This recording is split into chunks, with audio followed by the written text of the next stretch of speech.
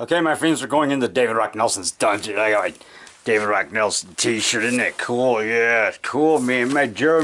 Art by Jeremy Crow. And he did the face, the light blue face. Isn't that cool? Oh, yeah, that's cool, man. Yeah, and I'm going into my dungeon now. See, there's Frankie here. There's my fez cap I was Mummy 1993. That's this movie right there. Yeah, see? And then it's me and it's Janet being afraid of the werewolf and Son of Werewolf. That was on a double bill at Cigars and Stripes. That was back on October 24th, 2006. And there's the fez cap, and that's all that's left of my Glenn Strange Frankenstein. That's all that's left of him. Look at that. You see, there's the bolt. Look at that. Look at that face, man. Look at that face, man. It's all that's left. His nose hanging down, his mouth. That's the pimple, the dimple. There's the scar on the side of his. Look at that. It's all that's left of him, man. Okay, and then my Sodom Insane Man is my other Glenn Strange Frankenstein mask. Got that from Caesar Mask Company. It's that guy at the Museum of Science and Industry, or Museum of Natural History, I think. And then I'm gonna put this back, my mummy poster there, and put the fez cap back on Frankie. So he can be an Egyptian Frankie. Okay, we're going in. Here you go, Chicago Underground Film Fest. Guest filmmaker David Rock Nelson. Yeah, Chicago Underground Film Fest. Giant Gila monster, a skull. Ron Adams threw at me at Monster Bash 2001 when they showed the Voodoo Man. They threw free skulls to the audience. Yeah, there's a Bible verse thing I got. For by grace are you saved through faith, and that not of yourselves. It is the gift of God. Ephesians chapter 2, verses 8 and 9. Not of works, lest any man should boast. Okay, anyway, okay, and there's trophy. I got boxing, you know. Weight training. Got bench press 260 pounds at an all-natural strong athletes against steroids bench press contest, and I got that medal boxing. James Flowers, got to draw them. He was 178 and I was 160. We fought an exhibition match. We got a tie, so they gave me this medal. You watch that on YouTube. David Rock Nelson versus Flowers. That guy was a runner-up, the Golden Gloves light heavyweight back in 89, 1990. He turned pro in 1990. He knocked out the number 6 rated light heavyweight back then, Leonzer Barber. Oh, man. So he was a good fighter. And then now he trains people. James Flowers, nice guy. He looks like Jim Brown, like 6'2". I was 5'4", he was 6'2", and I got a tie with him. He was 178, I was 160. He said to me after a fight, he says, "You beat me, you beat me." This trophy I got when I fought Weinstein. It's Jim Weinstein, not the guy that got in trouble at the Oscars. Yeah. Okay. And then there's Elvira, a card, but I got that for free to convention because it was the last day and they were getting rid of them. And then there's the Horny Toad mask made by Carl Hopf that I used in my movie Horny Toad Monster. There's a fake hand.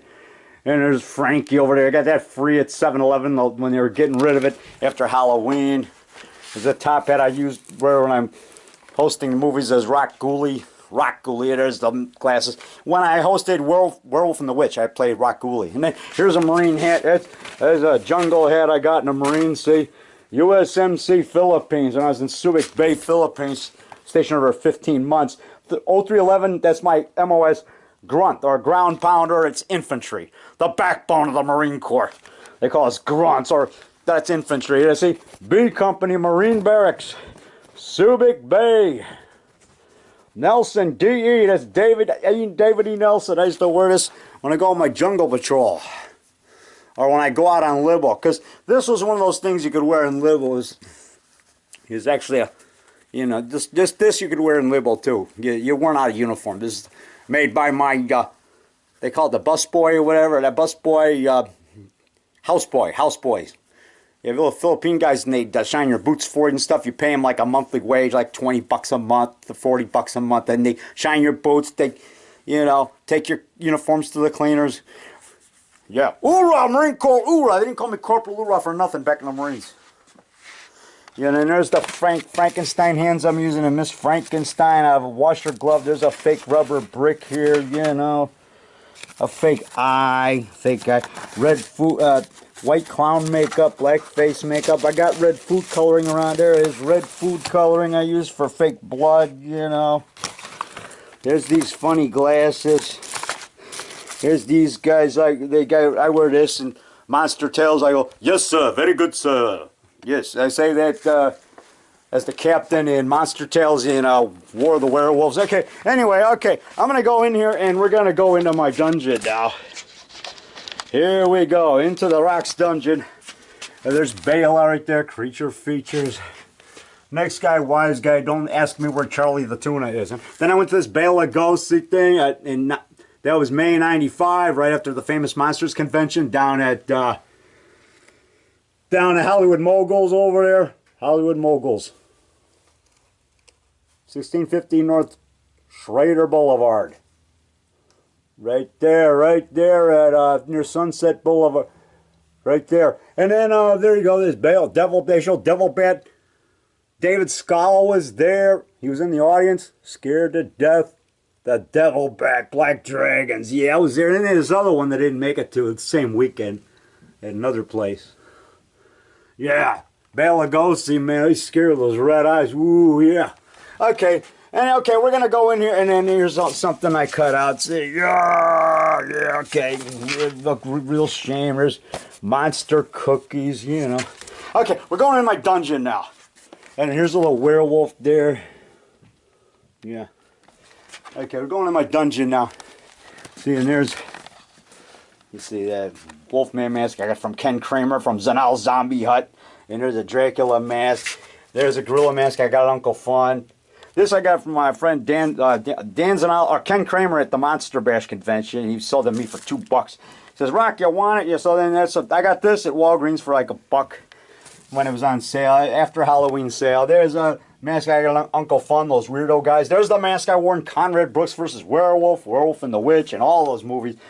It's got a dry rot, you know, right away to face, but that's all that's left of the mask using Conrad Brooks vs. Werewolf. There's my Cyclops I made in 7th grade. Made it out of Quaker Oats box, toilet paper tubes, paper mache, and I painted it, trying to resemble the Cyclops from 7th Voyage of Sinbad. And then there's the King Kong Bank right there.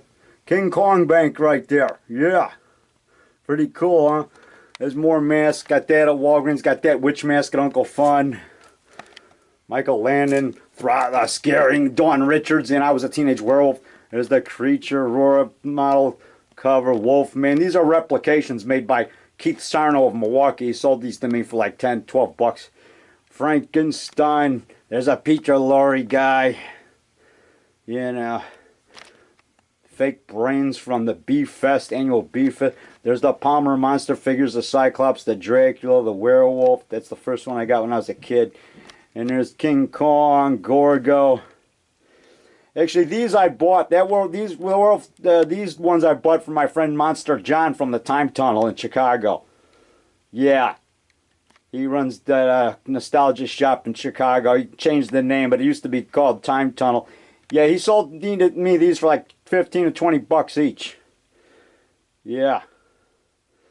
So there you go, and there's a little, there's a little there's an eye, there's like a ceramic Frankenstein head, and there's an eye that, you know, skull guy right there from the, yeah, okay, there's the Royal Frankenstein, okay, and I gotta get going. There's the shark monster up there made by Chuck Jarman of Zanal Zombie Hut. There's my poster of Smoking Joe Frazier, my hero, who inspired me to want to be tough like him, to be a boxer.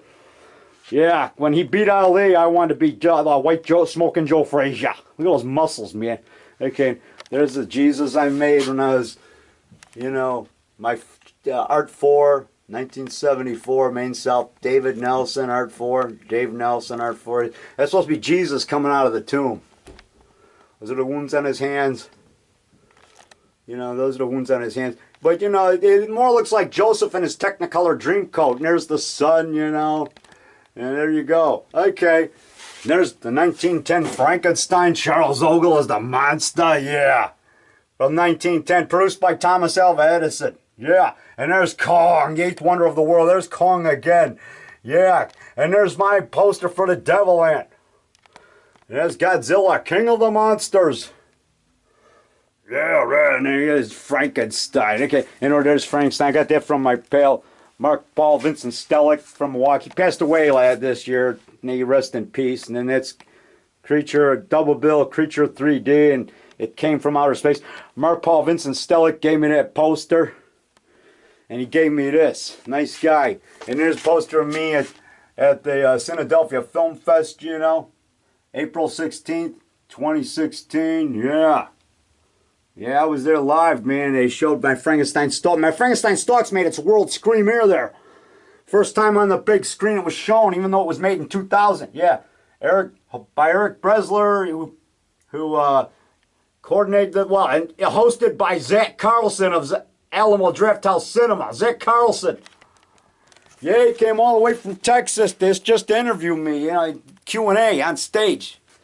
And they made a documentary called The World's Most Hyperactive Film Independent Monster Movie Maker.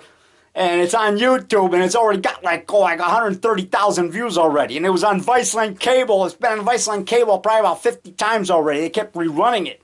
You know, they've shown that like 50 times so far since they finished it.